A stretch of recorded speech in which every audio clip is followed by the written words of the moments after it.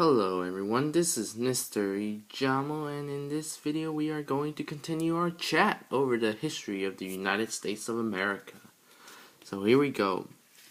In this video we're going to discuss Chapter 3. Chapter 3 deals with the relationship between England and the colonial America. First of all, let's discuss the important persons here. We have the King, the joint rulers, William III of Orange and Mary II. And we have Nathaniel Bacon, Jacob Leisler, as well as John Coate. These three were basically uprisers or rebellion leaders that played an important part here.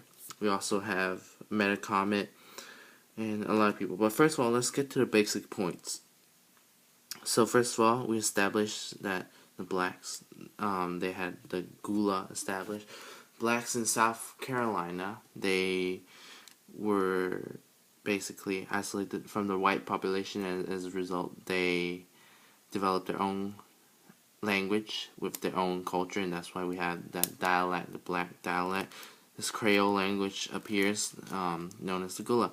We also have the Stonewall Uprising of the African American population, 1739, by 150 blacks in South Carolina, who took arms, took ammunition, killed some white people, tried to capture Spanish Florida, failed to do so on the way, were put down.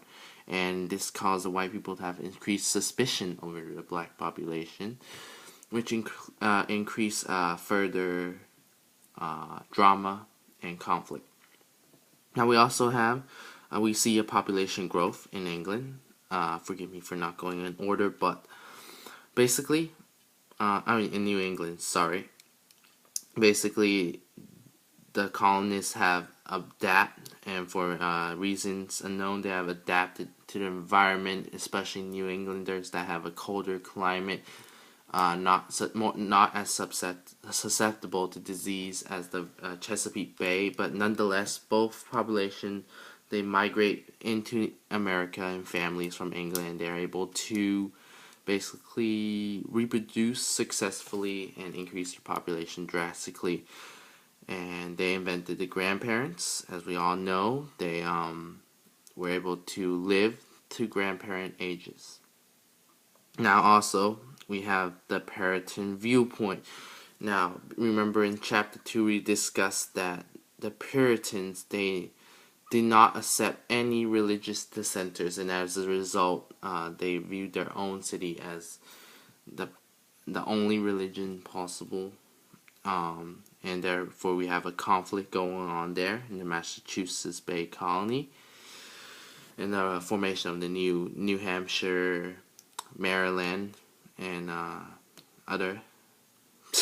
But also we have mercantilism, the idea of mercantilism, the commercial regulation that England wants to put out to establish control over its empire and to benefit itself over the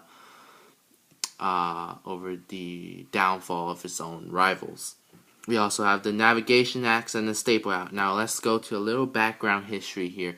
Starting in the 1650s, England developed a sense of urgency or increased want for the American colony.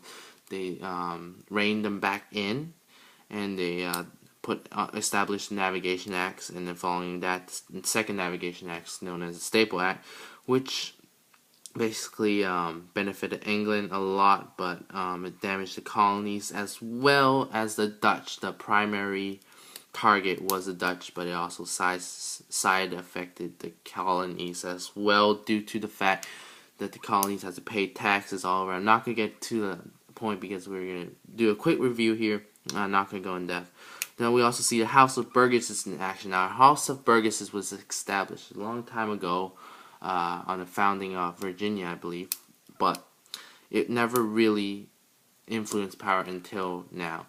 Now, we also have Metacomet, who was a leader of an Indian tribe who rebelled against, who attacked the villagers, one of the colonies. I believe it was the Virginia colony, Virginia, and that led up to the Bacon Rebellion and all those stuff. Now we also see the Glorious Revolution in England that also trickled down to America. We see the Glorious Revolution in New York, followed the Glorious Revolution in Maryland, and these three leaders. Well, this is not part of the Glorious Revolution.